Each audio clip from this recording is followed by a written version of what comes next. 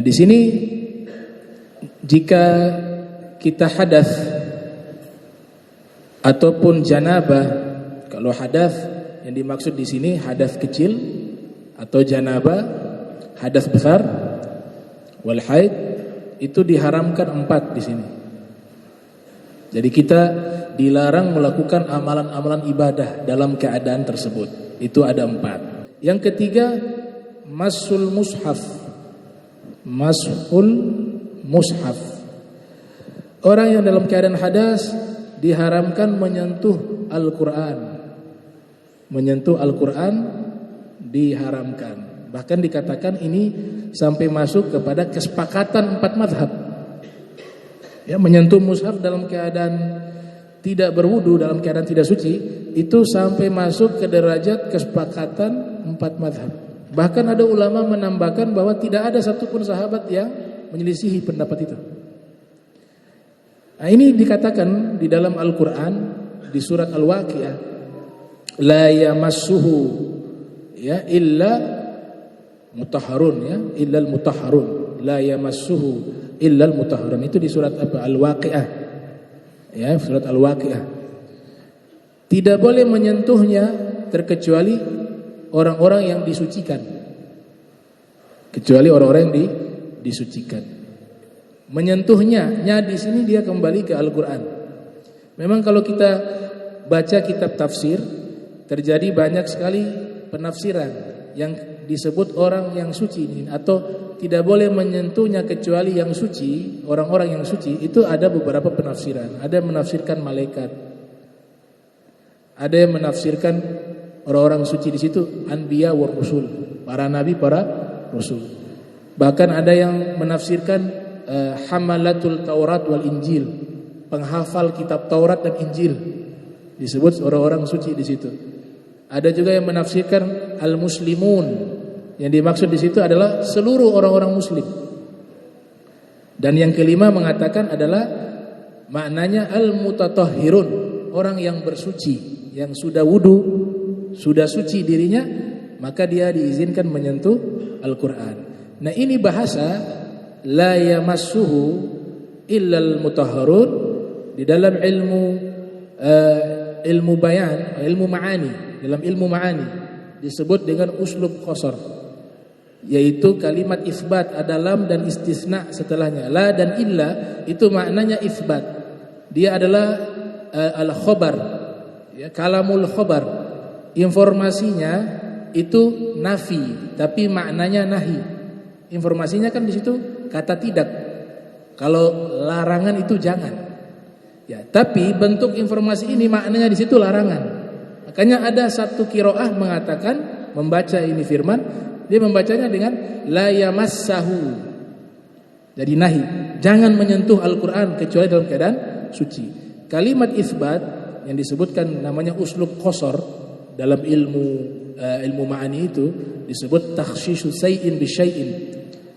Ya, min tariqin makhsus, mengkhususkan sesuatu dengan cara yang khusus. Itu maknanya adalah kalau kita terjemahkan bahwa sesungguhnya Al-Quran itu hanya boleh disentuh oleh orang-orang yang sudah bersuci. Pendapat ini yang kuat, bahwa Al-Quran itu hanya boleh disentuh oleh orang yang sudah berwudu. Kalau tidak berwudu menyentuh Al-Quran itu haram. Tapi kalau membacanya boleh. Yang tidak boleh yang hadas besar, janabah. Hadas besar menyentuh pun haram, membaca pun haram.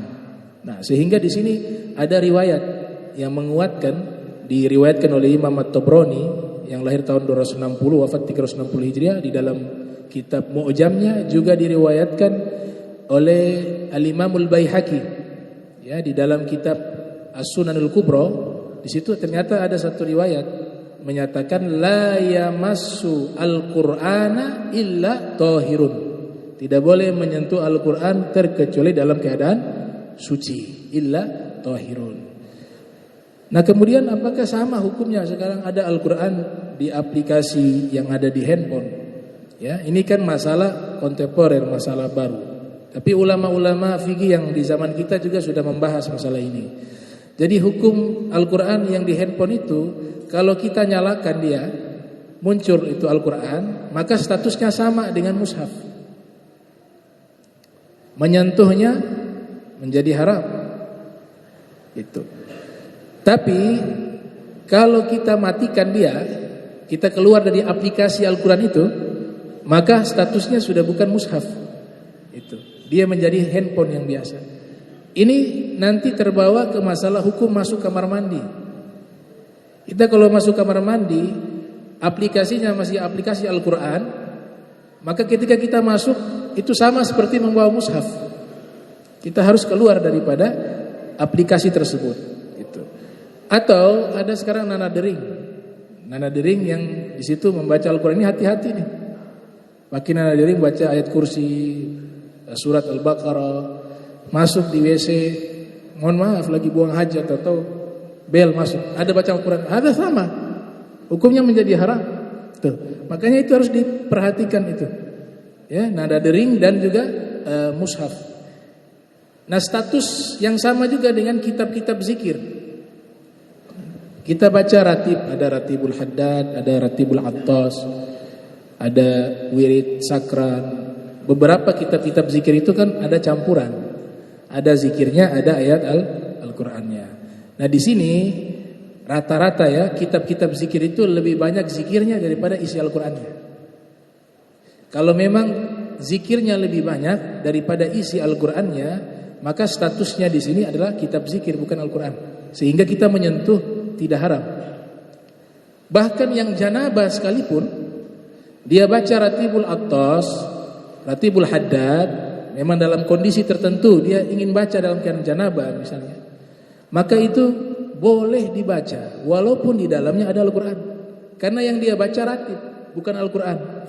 Yang dilarang nanti tiba di Al-Quran dia niatnya baca Al-Quran, maka jadi haram. Gitu. Makanya ulama membahas di sini.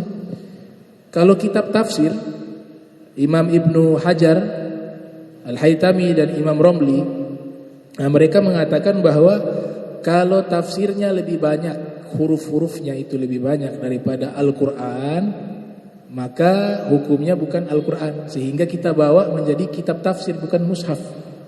Sentuh dia punya cover boleh, sentuh dia punya tafsiran boleh, tapi mereka menghindari menyentuh tulisan Al-Qur'annya. Di sini ada perbedaan antara Ibnu Hajar Al-Haytami dengan Imam Romli. Ibnu Hajar pakai syarat, Al-Qur'an yang disebut tafsir Al-Qur'an itu apabila tafsirannya itu di dalam bukunya langsung dijelaskan. Jadi ayat di bawah tafsiran, ayat di bawah tafsiran. Karena ada cetakan yang tafsirannya di samping. Kalau Ibnu Hajar mengatakan kalau tafsirannya di samping, maka dia tetap Al-Quran di samping. Imam Romli mengatakan enggak, sama mau di samping atau di tengah. Kalau hurufnya lebih banyak tafsirannya, maka jadinya kitab tafsir bukan Al-Quran. Sehingga status menyentuhnya itu tidak apa-apa. Gitu. Nah, itu diperdebatkan di kalangan para fuqaha itu. Nah, Ibnu Hajar Haytami mengatakan sekalipun hurufnya lebih banyak, tapi kalau penjelasan tafsirnya di samping bukan di dalam firman tersebut, di dalam kalimat-kalimat Al-Qur'an tersebut, maka statusnya itu tetap disebut Al-Qur'an kecuali dia berada di dalam.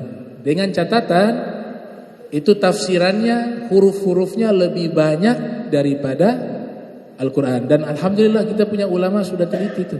Nah, kita kalau mau hitung kan kerja berat lagi. Hurufnya lebih banyak mana tafsir atau Al-Quran. Kita punya ulama-ulama rajin-rajin. Tuh, mereka hitung. Mereka hitung. Imam Syafi'i saking rajinnya, hitungnya bukan huruf saja, titik dihitung.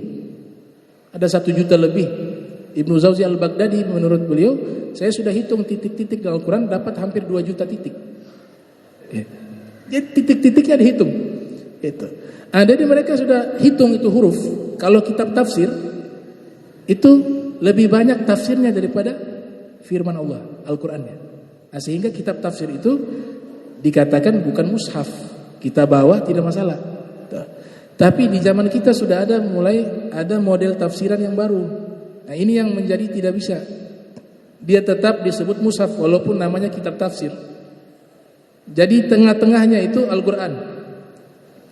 Di dalam Al-Quran itu, firman itu di bawah dikasih tafsiran. Didobol lagi, di samping juga ada tafsiran juga.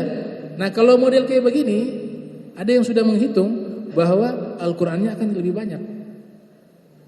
Al-Qurannya akan lebih banyak. Jadi Al-Qurannya di dalam sudah ada.